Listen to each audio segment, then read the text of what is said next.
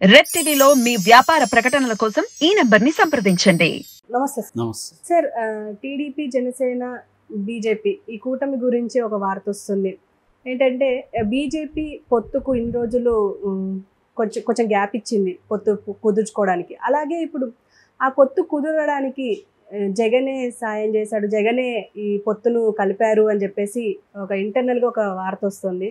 దీని గురించి మీరేమంటారు? ఇది యాక్చువల్గా ఎప్పటి నుంచో ఉంది. అంటే నాకు తెలిసి మన ప్రొఫెసర్ నాగేశ్వర కూడా దీని మీద ముందుగానే ఆయన ఒక విశ్లేషణ చేశారు. అదేంటంటే బీజేపీ ప్రతి రాష్ట్రంలో కూడా ఒక పార్టీని ఎంచుకుంటుంది, ఆ పార్టీని దెబ్బతీసి ఆ పార్టీని వీక్ చేసేసి ఆ ప్లేస్లోకి తాను రావాలని ట్రై చేస్తుంటుంది. ఈ పని ఎనిమిలాగా ఎంటర్ అవుతుంది, ఫ్రెండ్ లాగా కూడా ఎంటర్ అవుతుంది అని ఆయన ఎగ్జాంపుల్స్ కూడా చాలా రాష్ట్రాల్లో బీజేపీ ఎలా చేసిందో కూడా చెప్పుకుంటూ వచ్చారు. అంటే ఫర్ ఎగ్జాంపుల్ తమిళనాడు ఏఐడిఎంకేతో ఫ్రెండ్లీగానే ఉంటూనే వాళ్ళని చీల్చి బలహీనపరిచింది. ఆ ఏఐడిఎంకేకి ఉన్న బేస్ని తను ఆక్యుపై చేయడం అనేది స్టార్ట్ చేసింది. ఇది బీజేపీ ప్రతి చోట చేస్తుంది. అలాగా ముందు నుంచి కూడా బీజేపీ క్లియర్గా తెలుగుదేశాన్నే టార్గెట్ చేస్తుంది, తెలుగుదేశాన్నే వీక్ చేయాలని ట్రై చేస్తుంది. అందుకని తెలుగుదేశం నుంచి చంద్రబాబు 4 ఎంపీలను పంపించిన చంద్రబాబు 2019 తర్వాత ఎప్పుడు కూడా బీజేపీని ఎక్కడా కూడా విమర్శించలేదు, పైగా పూడుతూనే ఉన్నాడు ఎక్కువ వీలైనంత చోట్ల. అయినప్పటికీ కూడా కంప్లీట్గా జగన్కి సపోర్ట్గానే నిలిచింది అన్ని విషయాల్లో. సో అమరావతి విషయంలో కావచ్చు, అప్పులు ఇవ్వడంలో కావచ్చు, అనేక జగన్ మీద ఉన్న పర్సనల్గా ఉన్న 18 కేసులు కావచ్చు, వీటి అన్ని విషయాల్లో కూడా జగన్కి 100% సపోర్ట్గా నిలిచింది.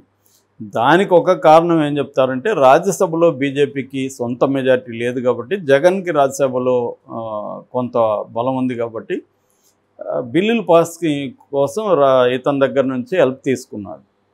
నిజానికి అంత గట్టిగా హెల్ప్ చేయకపోయినా జగన్ చేయాల్సిన పరిస్థితి, ఎందుకంటే ఇవేవి లేకపోయినా జగన్ కేసులు ఉన్నాయి.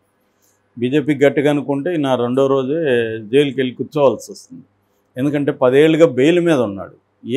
ఒక బెయిల్ క్యాన్సిల్ అయినా లోపలికి వెళ్ళాలి. సో ఇటువంటి నిజానికి జగన్ అధికారంలోకి వచ్చిన తర్వాత జైలుకి వెళ్తాడని ఈనాడు కానీ జ్యోతి కానీ విపరీతంగా రాసాయి, త్వరలో జైలుకి అని. అది కొంత అప్పుడు అలా రాయడానికి కూడా నేపథ్యం ఉంది. అంటే మోడీ జగన్ని దెబ్బకొట్టాలని ఆలోచిస్తున్నాడు, వీక్ చేసి చేద్దాం అనుకుంటున్నారు కూడా అన్నారు. అందుకని జగన్ కూడా భారతిరెడ్డికి సీనియర్ ఐపీఎస్ ఆఫీసర్ ద్వారా ట్రైనింగ్ ఇస్తున్నాడని, ఒకవేళ తాను జైల్లో ఉంటే భారతిరెడ్డిని సీఎంగా చేసి తాను జైలు నుంచి గవర్నమెంట్ నడుపుదామన్న ప్లాన్స్ కూడా ఉన్నాయనేది కూడా చాలా విశ్వసనీయ వర్గాల ద్వారా కూడా తెలిసింది అప్పుడు మనకి. సో ఇటువంటి కాంటెక్స్ట్లో జగన్ ఎందుకు వాళ్ళు ఏమీ కదపకుండా అతన్ని జాగ్రత్తగా చూసుకుంటూ వచ్చారు. ఇప్పుడు సడన్గా ఎందుకు తెలుగుదేశంతో పొత్తులు పెట్టుకున్నారు? చివరికి జగన్ చంద్రబాబుని అరెస్ట్ చేయడం వెనక కూడా బీజేపీ ఉందన్న వాదనలు కూడా అందరికి వినిపించాయి. తెలుగుదేశంలో ఓపెన్గా కూడా చెప్పారు, ఒకవేళ బీజేపీ కానీ ఆపదలుచుకుంటే జగన్ని వద్దు అంటే జగన్ అరెస్ట్ చేసే స్థాయి లేదు, అయినా చంద్రబాబు అరెస్ట్ వెనక బీజేపీ ఉంది.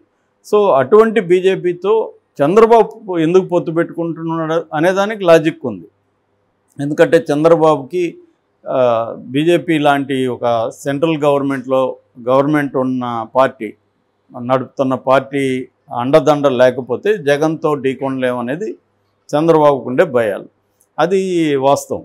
కానీ బీజేపీకి ఎందుకు చంద్రబాబుతో పొత్తు పెట్టుకోవాల్సిన పరిస్థితి ఏర్పడింది అనేది ఒక పెద్ద క్వశ్చన్. రెండో ప్రశ్న, మోడీ క్యారెక్టర్ ఏంటంటే, మోడీ ఎవరినైనా ఒకసారి కక్ష పెట్టుకున్నాడంటే, పగ పెట్టుకున్నాడంటే ఆ వ్యక్తిని జీవితాంతం మర్చిపోడు, ఆ వ్యక్తిని దూరం పెడతాడు. దీని మీద వినోద్ కే జోస్ అని ఒక జర్నలిస్ట్ ఉన్నాడు, సీనియర్ జర్నలిస్ట్. ఆయన ద క్యారవాన్ పత్రికలో ఒక డీటెయిల్డ్ వ్యాసం రాశాడు, the rise of Narendra Modi. ఆ వ్యాసం అది తెలుగులో కూడా ప్రజాశక్తి వాళ్ళు మోడీ కథ అని ఒక బుక్లెట్ వేశారు. ఇందులో ఆయన ఏం చెప్తాడు, నేను మొత్తం చదివాను. ఈయన ఏం చెప్తాడు, వినోద్ ఏం చెప్తారంటే, మోడీ క్యారెక్టర్ ఆయన దగ్గరుండి రీసెర్చ్ చేసి రాశాడు. ఎక్కడ గుజరాత్లో సీఎం కాకముందు నుంచి అంటే చిన్నప్పుడు వాళ్ళ నాన్న టీ షాప్ నడిపేవాడు. అక్కడ నుంచి తను కూడా టీ షాప్ నడిపాడు మోడీ కూడా. అక్కడ నుంచి కూడా అతను మొత్తం ట్రేస్ చేసుకుంటూ వచ్చాడు మోడీ మూలాలు ఏంటి, మోడీ ఎలా ఎదుగుదల. ఎందుకంటే చిన్నప్పటి నుంచి కూడా మోడీ ఆర్ఎస్ఎస్లో పనిచేశాడు. సో అక్కడి నుంచి కూడా ఈయన రీసెర్చ్ చేసి రాసుకుంటూ వచ్చింది. అతను చెప్పిన one of the main characteristics of Modi ఏంటంటే, మోడీ ఒకసారి ఎవరి మీదైనా పగ పెట్టుకుంటే అది జీవితాంతం మర్చిపోడు. మిగతా రాజకీయ నాయకులాగా కాదు మోడీ. మిగతా రాజకీయ నాయకులకి పగ ప్రతీకారాలు అనేవి పర్మనెంట్గా ఉండవు. వాళ్ళకి రాజకీయ ప్రయోజనాలు ఇంపార్టెంట్. కానీ మోడీ అది కాదు. అందుకని మోడీ ఏ నాయకుల మీద అలా పగబెట్టుకొని వాళ్ళని నాశనం చేశాడో కూడా అతను లిస్టులో రాశాడు. అంటే హీరేన్ పాండ్యా లాంటి వాళ్ళు గుజరాత్లో వాళ్ళని ఎలా దెబ్బతీశాడు మోడీ, ఎవరోని ఎట్లా తొక్కేశాడు, చివరికి అద్వానీ లాంటి వాళ్ళ పరిస్థితి ఏమైంది, వెంకయ్యనాయుడు లాంటి వాళ్ళ పరిస్థితి ఏమైంది. ఇలాగా మోడీ కానీ ఒకసారి పెట్టుకుంటే వదలడు. అలాంటిది చంద్రబాబు మోడీని చాలా ఎక్స్ట్రీమ్గా దూషించాడు.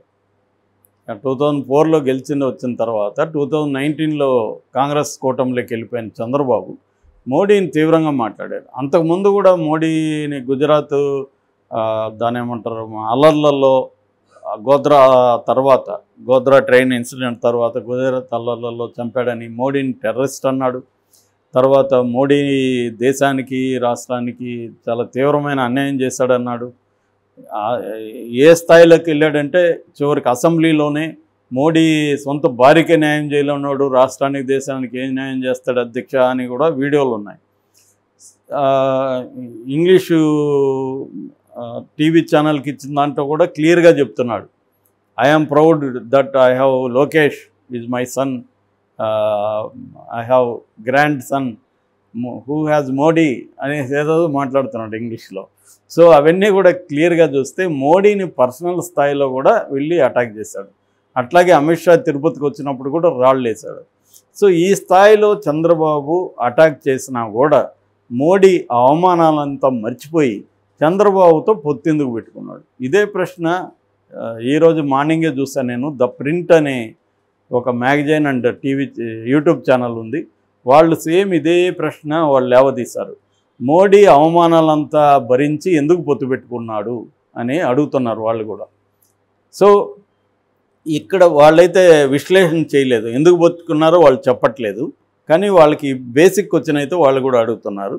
అలాగా మోడీ ఎందుకు పెట్టుకున్నారు అంటే మోడీకి 400 టార్గెట్ పెట్టుకున్నారు కాబట్టి దేశవ్యాప్తంగా, సౌత్ ఇండియాలో బలహీనం కాబట్టి, సౌత్ ఇండియాలో 50 నుంచి 70 సీట్ల టార్గెట్ పెట్టుకున్నారు కాబట్టి, సౌత్ ఇండియాలో ఇప్పుడు చంద్రబాబుతో పొత్తు పెట్టుకుంటే అక్కడ ఒక 5-6 వస్తాయని మోడీ అనుకున్నాడనేది చెప్తారు లాజిక్. కానీ అది అబద్ధం. ఎందుకంటే ఆంధ్రప్రదేశ్లో 25కి 25 మోడీ అకౌంట్లోనే ఉంటాయి. 25 పార్లమెంటు సీట్లు ఎవరు గెలిచినా, చంద్రబాబు గెలిచినా జగన్ గెలిచినా మోడీ అకౌంట్లో నుంచి పోవు. అలా కాబట్టి మోడీకి ఏదో అక్కడొచ్చే ఇప్పుడు 6 ఇచ్చారు, 6లో మోడీకి ఎన్ని వస్తాయి, 3-4 వస్తాయి అనుకుందాం. అవి పెద్ద లెక్కలేదు ఆయన. ఎందుకంటే జగన్కి ఎన్ని వచ్చినా అవి తన అకౌంట్లోనే ఉంటాయి. కాబట్టి మోడీకి ఏ రకమైన ఇబ్బంది లేదు. కాబట్టి మోడీ ఎందుకు పెట్టుకున్నాడంటే, ఒక వెర్షన్ ఇప్పుడు ఏం బయటకు వస్తుందంటే, జగన్ మోడీ కలిసి ప్లాన్ వేశారు. చంద్రబాబుని ఓడించి చంద్రబాబుని తొక్కేయడం కోసమే చంద్రబాబుతో పొత్తు పెట్టుకున్నాడు మోడీ. ఇదేదో చంద్రబాబు మీద ప్రేమతోనో లేకపోతే తన అవమానాలు మర్చిపోయి పెట్టుకోవాలి. చంద్రబాబు మీద కోపంతోనే పొత్తు పెట్టుకున్నారు. పొత్తు పెట్టుకోవడం వల్ల ఏం జరగచ్చు అంటే ఎక్కువ సీట్లు డిమాండ్ చేయడం. 10 అసెంబ్లీ అనేది మోడీకి ఏ రకంగానూ న్యాయం కాదు. 10 పోయినట్టే కదా ఇప్పుడు చంద్రబాబుకి.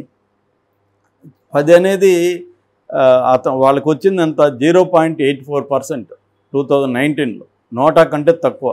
0.84% వచ్చిన బీజేపీకి 10 అసెంబ్లీ సీట్లు ఇవ్వడం ఏంటి? కాబట్టి ఈ ఖచ్చితంగా చంద్రబాబుని ఆ రకంగా దెబ్బతీయడం. రెండవది, పొత్తు పెట్టుకోవడం వల్ల, బీజేపీ పొత్తు పెట్టుకోవడం వల్ల బీజేపీ పట్ల ఆంధ్రప్రదేశ్ ప్రజల్లో వ్యతిరేకత ఉంది.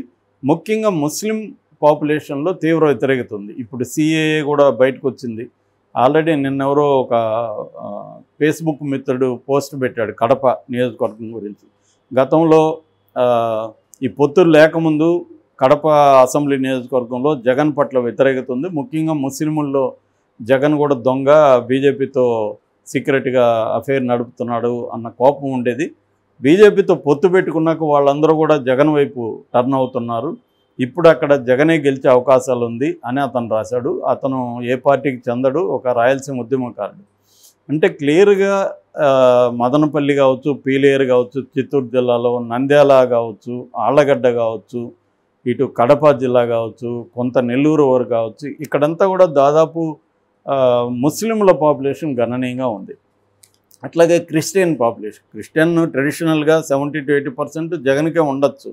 కానీ ఇప్పుడు కొంత అసంతృప్తి వాళ్ళు కూడా అటు వెళ్ళిపోతారు. అటు ఇటు కొద్దిగా జగన్ పట్ల అసంతృప్తితో ఉండి వీడేంది మనకే ఏమి చేయట్లేదే అన్న కోపం రెడ్డి సెక్షన్లోనూ, వైసీపీలోనే కొంతమంది కింది స్థాయి నాయకుల్లోనూ కూడా ఉంది.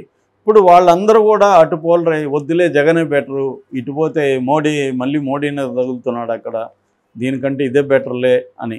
అంటే పెద్ద శత్రువు చిన్న శత్రువు అనుకున్నప్పుడు పెద్ద శత్రువు వద్దులే వీడే మేలు, వీడు 2 దెబ్బలు కొడతాడు, అక్కడ పోతే 10 దెబ్బలు పడతాయి అన్న యాంగిల్లో అటు వెళ్ళిపోతున్నారు అనేది ఇప్పుడు ఒక విశ్లేషణ.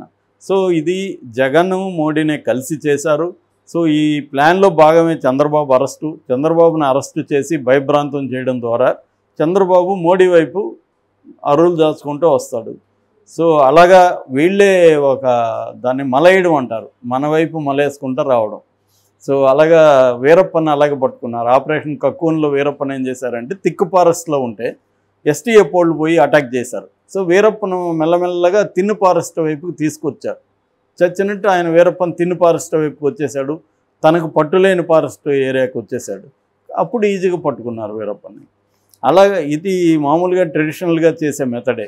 అలాగే చంద్రబాబుకి అది పొగబెట్ట అంటారు, ఎలుకలను పట్టుకోవడానికి పొగబెట్టి ఒక దగ్గర మాత్రమే హోల్ దగ్గర బోన్ పెడతారు, అన్ని హోల్స్లో పొగ వదులుతారు, గడ్డి పెట్టి పొగ పెడతారు. అప్పుడు ఆ ఎలుక ఏం చేస్తుంది, చచ్చినట్టు పొగ లేని ఆ రంధ్రంలో బయటకు వచ్చి బోన్లో పడుతుంది.